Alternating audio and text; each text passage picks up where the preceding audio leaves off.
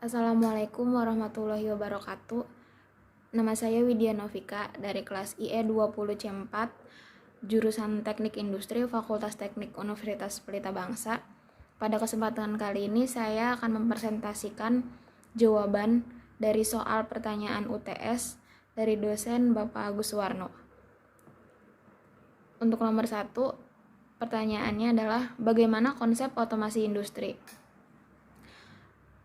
Pada persaingan di dunia bisnis yang ketat mewajibkan manajemen perusahaan untuk selalu berpikir tentang menyediakan produk dan layanan yang unggul. Salah satunya adalah dengan menerapkan teknologi otomasi industri. Berasal dari pengertiannya, otomasi industri adalah suatu teknologi yang berhubungan dengan penerapan sistem mekanis, elektronik, dan juga sistem informasi yang berdasarkan komputer untuk bisa mengoperasikan dan juga mengendalikan produksi perusahaan. Pertanyaan nomor 2. Jelaskan rangkaian listrik seri dan paralel beserta kekurangan dan kelebihannya. Rangkaian seri adalah rangkaian yang hanya terdiri dari satu jalur untuk melewati arus, seperti yang tertera pada gambar. Kemudian rangkaian paralel adalah rangkaian listrik yang terdiri lebih dari satu jalur untuk melewati arus. Kekurangan pada rangkaian seri. Pada rangkaian seri memiliki kekurangan, yaitu jika salah satu komponen rusak, maka seluruh rangkaian ikut rusak. Hal ini karena rangkaian seri hanya memiliki satu jalur listrik.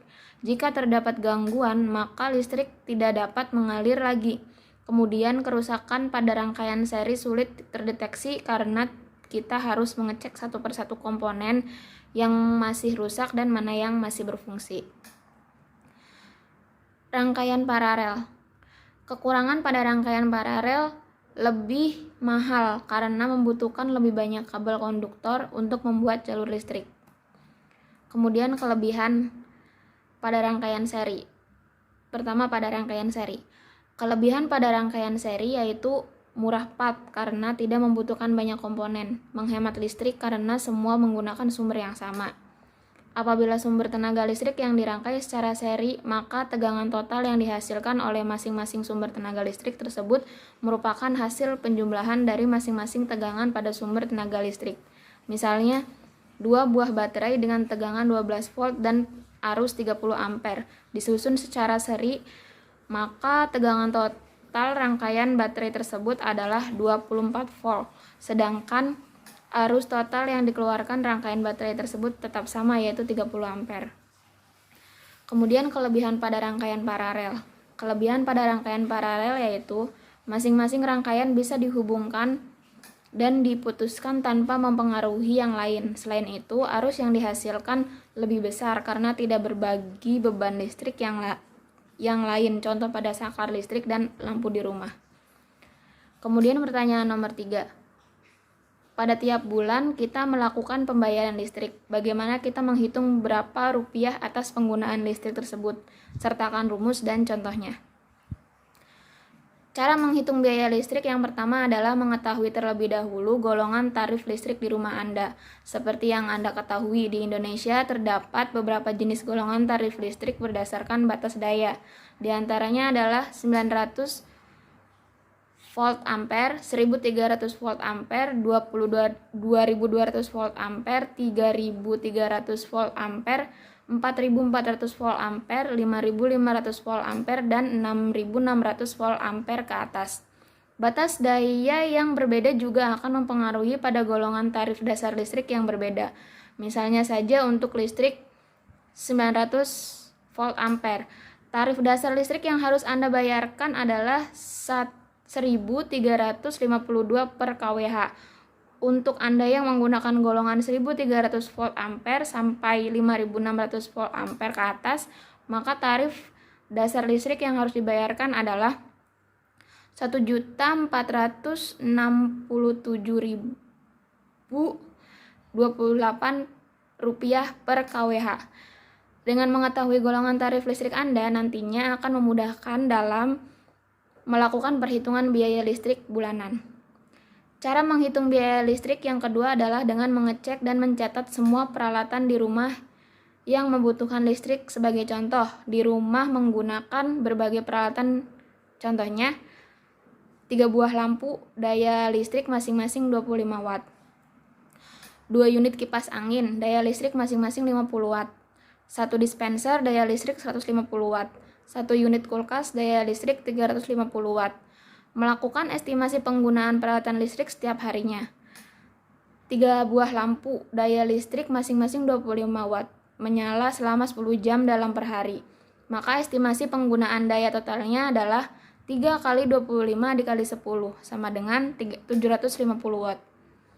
2 unit kipas angin daya listrik masing-masing 50 watt, menyala selama 15 jam dalam sehari. Maka estimasi penggunaan daya totalnya adalah 2 kali 50 dikali 15 sama dengan 1500 watt.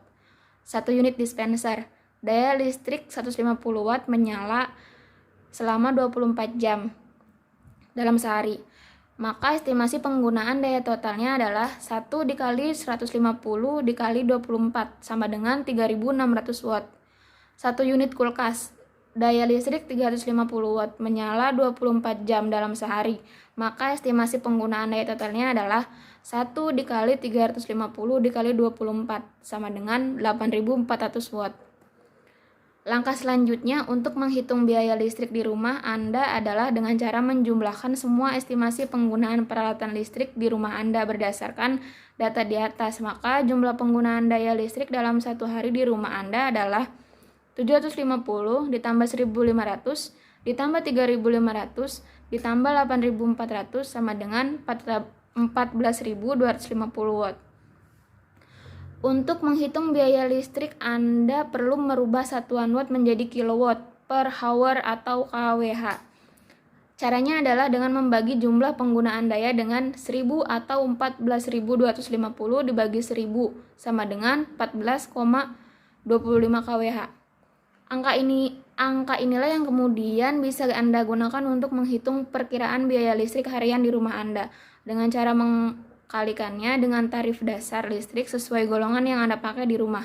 Jika tarif dasar listrik Anda adalah 1352 per kWh, maka cukup mengalikan 14,25 kWh dengan 1,35 sehingga ditemukan hasil Rp19.266.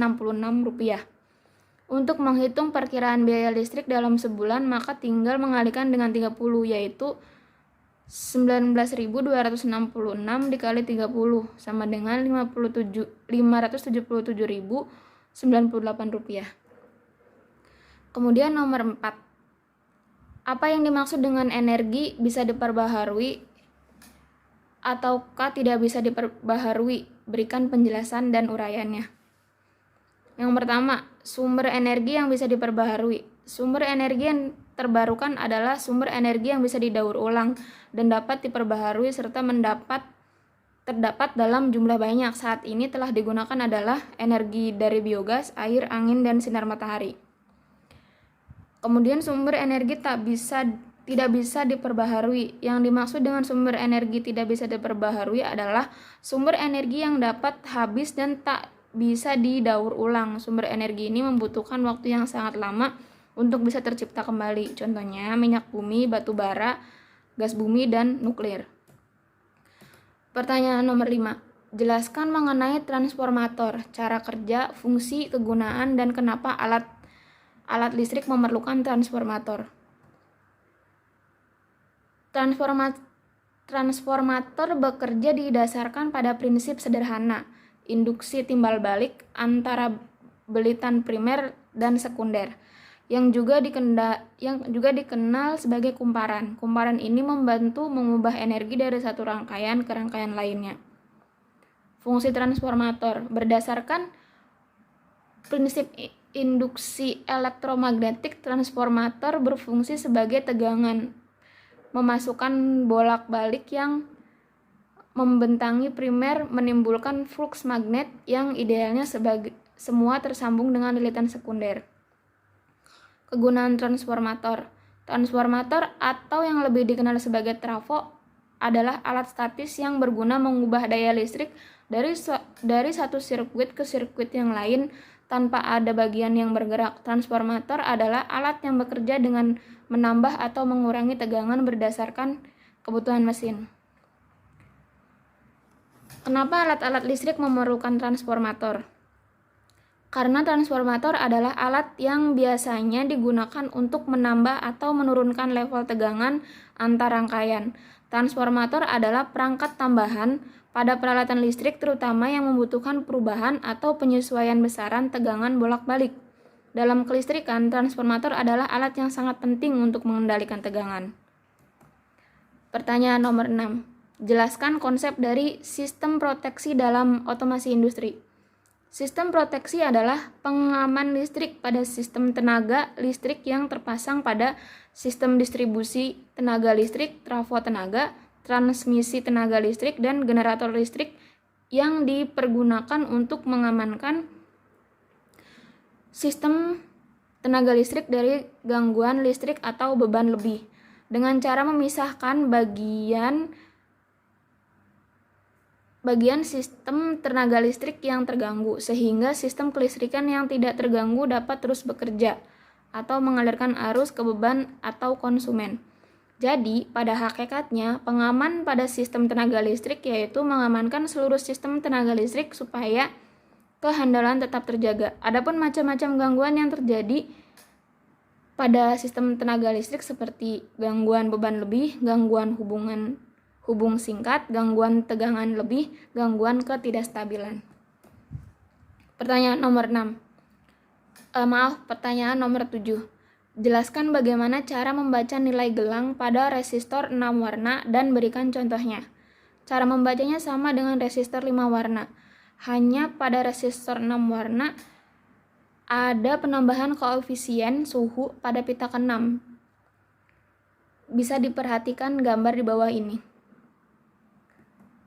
Seperti resistor 5 warna, pita ke-1, ke-2, dan ke-3 adalah nilai dari resistansinya. Pita ke-4 adalah jumlah nol yang digabungkan dengan nilai dari pita ke-1, ke-2, dan ke-3. Pita ke-5 adalah untuk nilai toleransinya. Tapi ada satu lagi yaitu pita ke-6 merupakan koefisien suhu. Bisa diperhatikan pada tabel resistor 6 warna di bawah ini. Contoh resistor 6 warna dengan warna kuning, ungu, hijau, merah, coklat, dan merah, maka nilai resistornya adalah pita ke-1 kuning sama dengan 4, pita ke-2 yang ungu sama dengan 7, pita ke-3 yang hijau sama dengan 5, pita ke-4 yang merah sama dengan 100, pita ke-5 yang coklat 1%, pita ke-6 yang merah 100 ppm. Berarti nilai resistor tersebut adalah 475 dikali 100 sama dengan 475.000 atau 47,5 ohm dengan toleransi 1% dan koefisien suhu sebesar 100 ppm. Demikian presentasi atas jawaban tugas UTS. Kurang dan lebihnya mohon maaf. Terima kasih. Assalamualaikum warahmatullahi wabarakatuh.